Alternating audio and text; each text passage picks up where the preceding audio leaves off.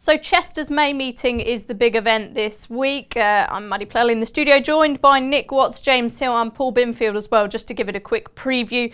The big race on Wednesday is one of the big races is the Cheshire Oaks, won a couple of years ago by Enable en route to Oaks victory. It looks a very open race this time around, gents. Binners, just take us through the prices first off. Well, we can't separate Manuela de Vega and Secret Port, Maddie. They're both 11-4 joint favourites, 9-2 Fanny Logan, and it's 14-1 Bar. Yes, Silver Tanker winner Manuela de Vega, she's unbeaten. Aidan O'Brien's got Secret Thoughts, as Binners mentioned. He's won 5 out of the last 10 renewals. And then John Gosden, as we mentioned, won this race with Enable, has a couple in there as well. Jimmy, what's your thoughts on this race? Well, there's going to be quite a bit of rain looking at the weather forecast for Wednesday, so I'll be looking for a filly that can handle soft ground. Going to take a bit of a chance here, actually, on the Andrew Balding filly, Grace and Danger, who I really liked when she won on her debut at Nottingham. This is a real step up of class, of course, here, but I thought she showed a decent turn of foot there in pretty testing ground. So I would be expecting a big run from her, and I'm hoping she can make the first 3. Yeah, Watsy, I'm not sure there is a superstar in this, but it's open for one to come out and be really impressive, isn't it? Yeah, definitely. James has hit the nail on the head with this. It's one. If anyone's looked ahead to the forecast for Wednesday, it's one of those days where you could get a deluge of rain and it could change things enormously, or it's a bit hit and miss. So it's not a bad strategy to go for a horse that might enjoy a bit and cut in the ground. I think Manuela de Vega will handle it. For that reason, I'd stick with her.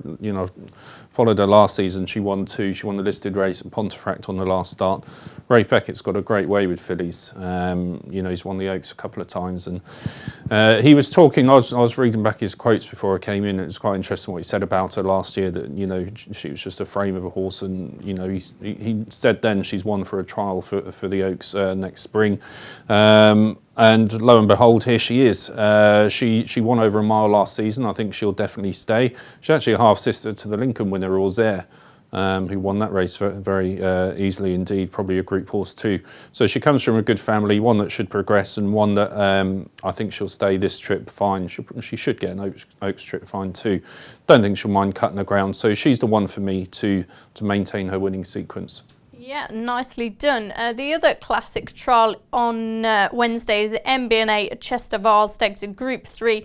I'm very excited to see Charlie Fellows' King Ottica return here after winning so impressively last time. Binners, presumably he heads the market. He does indeed, Maddie, yes. That one's an 11-4 favourite. 3-1 Norway for Aidan O'Brien, 7-2 Technicians, 7-1 Sir Dragonet, 9-1 Arthur Kit for local trainer Tom Dascombe, and it's 10-1 the rest. Yeah, no Aidan O'Brien hot pot here. Norway, he's a decent horse in his own right, but I think King Ottica, he could just have that bit of star quality about him. What do you reckon?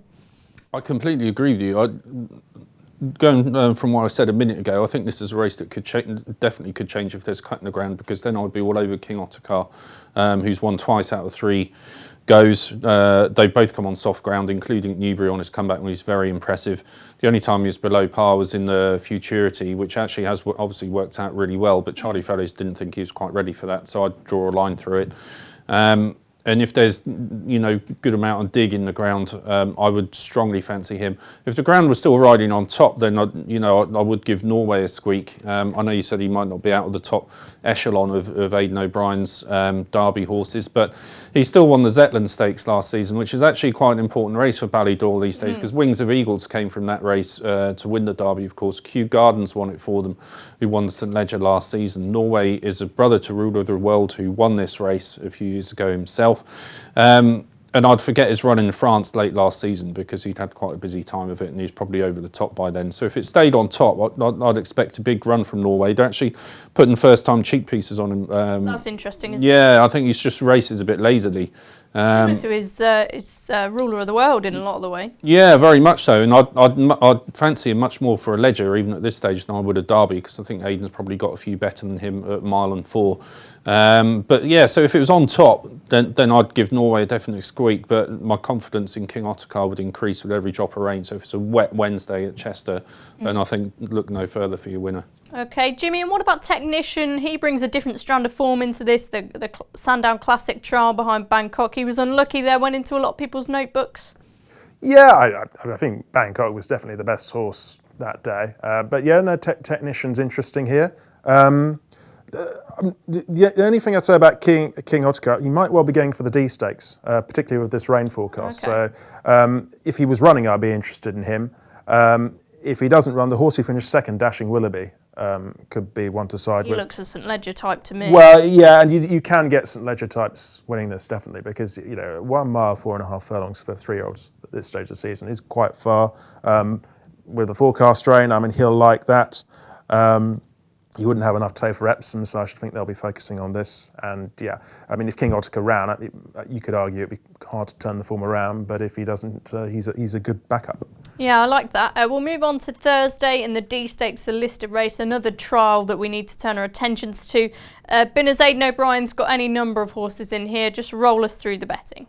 He has, yeah, and one of those, Anthony Van Dyke, rated 118, Maddie. He heads the market. Then it's 4-1 Circus Maximus, again Aidan O'Brien, 5 Almania, 6-1 Fox Chairman, 7 Senza Limity, and it's 10-1 Bar. Yeah, I'm not sure how many are going to run. None of us know that yet. But guys, I sort of looked at this race and thought I'm just going to ignore all of Aidan O'Brien's horses. I thought Fox Chairman was really interesting if he ran, and I don't know, there's something about Aidan O'Brien chucking a lot of horses into a race that to me suggests he doesn't have a real superstar or he doesn't know which one's best. Is that fair? He always has a lot of entries for these group races, so I mean they'll probably be whittled down a bit on the day. Circus Maximus, his form has been seriously boosted, hasn't it, with Magna Grecia's victory? He has, yeah. He was behind him a Persian King at Newmarket, and also behind Magna Grecia in the Vertemps Futurity at Doncaster. So I think he'll go well. I think he's got a bit of winning form on softer ground too. So he would be one of the Aidan O'Brien horses. Okay, I was probably being a bit harsh there, saying I'd chuck out all of Aidan O'Brien's. One of them's probably going to win. But from a betting perspective, I have no idea which one it is. Do you, Nick Watts? I imagine he's going to run Anthony Van Dyke. Again, it's quite a long week in terms of trials. I think we've got Lingfield Derby trial on Saturday, and then we've got the Derrinstown on Sunday.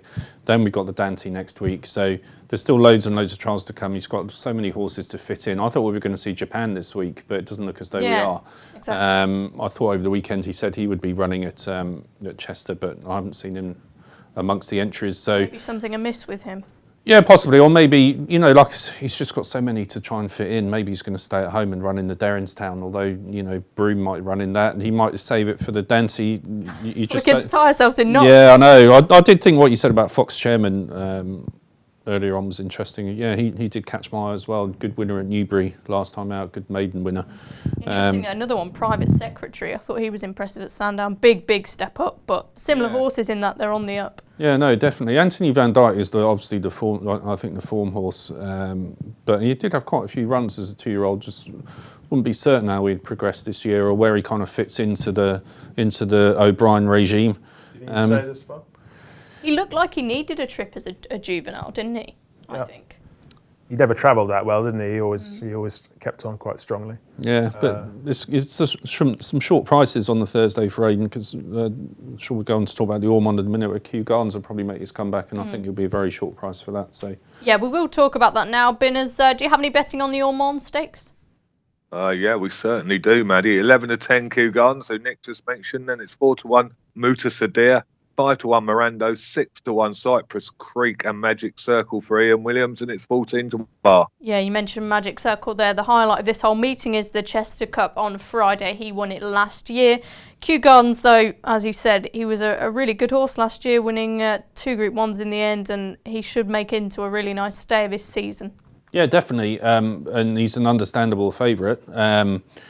Again, it's a point I made earlier about Aidan O'Brien horses. They've all got long seasons ahead of them, so whether he'll be absolutely tuned up for this, you wouldn't be totally sure. If Magic Circle took his chance, I think him in against Kew Gardens might be quite interesting, because the way Obviously, he won the Chester Cup last season, as you mentioned, big handicap. But the way he won that and the way he won at Sandown afterwards. Yeah, easy to forget how impressive he was. Exactly. He is very much up to this class, this standard. So I wouldn't say it's a gimme for Kew Gardens. He could run a perfectly satisfactory race with other races to come further down the line. But Magic Circle, we know he's he's good round Chester. So I wouldn't said that. I wouldn't want to be taking short prices on Kew Gardens first time out. Yeah, I must admit I forgot he was sort of a Melbourne Cup favourite, wasn't he, at one stage? He was very strongly fancied for that. Jimmy, Kew Gardens, thoughts on him? Do you think he could potentially pose a threat to Stradivarius later on in the year? Oh yeah, no, definitely could do that. He could get beaten here though. I agree with Watsy. If Magic Circle takes his chance, he's jocked up in this race anyway. Then you'd have to be interested. Oh, and Kukash loves the meeting, so. Yeah, I mean, he's got so much going for him. Good record at the track, good record fresh, will love the ground, stays well. He's got lots going for him. I think, even if it was, less than 8 runners, he only went first 2, I think he'd be a good each way bet at 6-1. So he'd be my selection. Yeah, very interesting that. As I mentioned on Friday, it is the Chester Cup, but prior to that is the Huxley Stakes, a Group 2 over a mile 2.5 furlongs. Now this has a very open look to it as well. We could well see, in an interesting twist of fate, Matterhorn, who won on all-weather finals day. I'm not sure if he is going to take his chance, but a really talented horse nonetheless. There's no betting for this, but any thoughts from you? I quite like a horse called Chief Ironside, Maddie. William Jarvis. This horse won his maiden at Chester last year very impressively. I love a bit of course and distance form on the Rudy, and this fellow's been knocking on the door in a couple of Group 3s. Maybe you can set it up at this level as well. Okay, thanks for that. Been as Forest Ranger at Dabe, Mustachery, some other of the names engaged here. Jimmy, I'll go to you first. If I sort of had a gun to your head, not that I ever would, who would you pick? Well, if this rain comes, there really isn't that many I'd fancy at all. I suppose a Dabe on his best form when he won the Lincoln first time out last season would have a chance. So we know he goes well fresh. This is a very different track though. Just if he comes over, I could take a chance here. And he'd probably be a big price on Success Days, who I thought actually ran a lot better than his finishing position suggested when he returned at Leopardstown last time. He does tend to have a very good record at this time of year. I know he's cut in the ground, doesn't he? Yeah, I know he's 7, but I mean he went over to York, I think, last season or the season before that, and won when he wasn't really that well fancied. He's generally quite consistent, front runner, like soft ground. I mean, this could be the right sort of race for him. Okay, what's anything to add? I think it's a fascinating race if Matterhorn turns up. It's a bizarre sort of race to go for, isn't it, after what he did at Lingfield? Well, I mean, he was so impressive at Lingfield. I mean, we all thought Wissahickon only had to turn up to win, and he absolutely blew him apart. The big unknown here is obviously turf. He's only run once on turf in his life. Most of his, or nearly all of his racing has been done on all weather. I think he ran on his debut at Pontefract, he ran on turf. We haven't seen him back on it since then. He's obviously been a massive improver in the meantime. It will be really, really interesting to see how he fares back on grass again. And in a good race as well. James has mentioned a couple of dangers there. Adib would be one that I'd be interested in for the reasons that he gave, that he goes well fresh, won first time out last season, followed up, won the Bet 365 mile, didn't he? So he's up to this standard as well. So I think he's got plenty going for him. But just a fascinating race to watch, and I'll be intrigued to see if Matterhorn can do it on the turf. Yes, so will I. Let's move on to the big one then. It is at 3:35 on Friday. It's the Sports Pesa Chester Cup Handicap over 2 miles, 2 furlongs and half a furlong. Now, Austrian School, he's been popular for this since he won the Queen's Cup at Musselburgh. An impressive winner there, Binners. Has he been popular? He has, yeah. He jumped to the head of the market that day, Maddie. Very impressive, wasn't he? 5-1 favourite, 7-1 Low Sun, 8-1 Cleonte and Shabib. And Who Dares wins for Alan King, and it's 10-1 the rest. Yeah, I thought Shabib was interesting in there. It was Kukash, it's Ian Williams. I think Jim Crowley might be jocked up. You know that Marwan's going to want another big winner in the Chester Cup. But let's talk about Austrian School to start off with. You couldn't help but be impressed when he won last time. Yeah, I thought he won fantastically well. I think this is a group horse. I don't think he'd be in handicaps for too much longer. I mean, the thing with the Chester Cup is we don't know the draw at this stage, and that can scupper you. If he gets drawn in the car park, then it does make life very difficult. But if he gets a decent draw on somewhere near the rail in the lowest 7 or 8 berths, then I think you'll take an awful lot of beating. It sounds like after timing, I wasn't surprised. I didn't even bet him, but I wasn't surprised to see him do what he did last time, because he showed so much promise last season. And It's a bit frustrating though, wasn't he? Lots of seconds to his name. Yeah, I think maybe he just took a bit of time. Maybe he's just a bit weak last season, and the break over the winter has done him good, and he's come back a bigger and stronger horse. And he's funnily enough, he's a half brother to Tiger Roll. I was just about to mention that. Yeah, he is. He's out of the same dam, Swiss Roll, and so different kettle of fish, of course, but you'd expect him to go on and have some kind of longevity to his career at least. And I just thought everything was in his favour at Musselburgh for a big run. He had those good runs in the bank from last season. He was going there fresh, back. He was bigger, stronger horse. He looked capable at times last season of putting in some big performances. Didn't quite see it out, but he did that day. There was kind of an end product to the way he went through the race.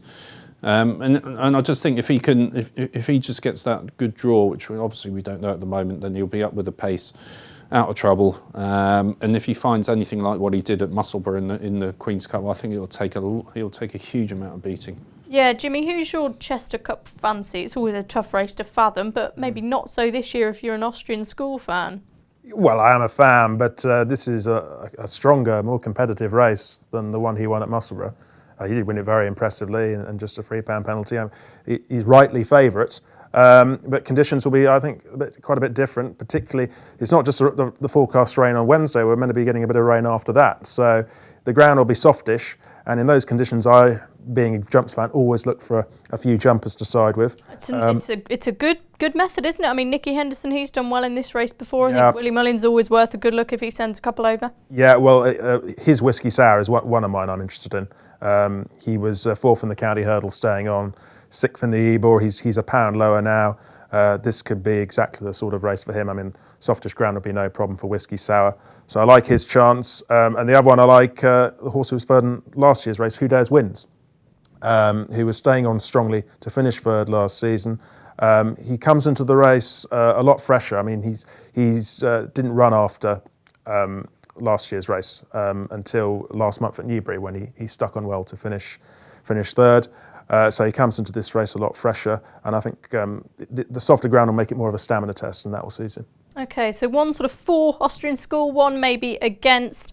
Any other fancies from Chester this week? There could be some really interesting horses racing. We've got a lot of the 2-year-olds. The Lily Agnes is always a good contest.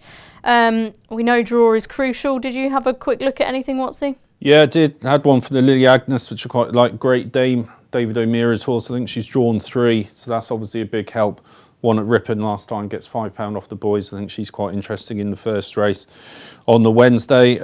John Gosden's got a handicapper on the Thursday called Gantier, who is a Frankel horse, been doing a lot of running on the all-weather, won at Newcastle last time out. I think quirky track like Chester might just suit him. He's shown a bit of temperament in the past and maybe not completely straightforward. So I think this kind of unique test will turn him on, and he'll quite like that. So those would be my 2. Yeah, before we get to Jimmy, I'm going to jump in there and say I've got a few top breeds I think will be interesting. He runs on Wednesday for Richard Hughes, was impressive winner at Newmarket last time. He's drawn 1, I think. He's bound to be favourite, but I'm really excited to see him. And Ed Walker in our Monday jury, he had an impressive maiden winner at this track in Caradoc a couple of years ago. Don't think he took the jockey a long time to pull him up this Caradoc, and if he reappears on the card somewhere, he's surely worth a second look. Jimmy, I'm shooting over to you now. Well, I'm just going to wait, I think, until I see the draw for the races. I mean, one thing I would say, Tom Dascombe's yard's in pretty good form at the moment, and he has a good record at Chester, in particular at this meeting, so I'd keep an eye on any of his horses. Ian Williams as well in the staying races, he always does well. But yeah, I think I'll just wait until I see the draw. It's so vital at Chester, isn't it?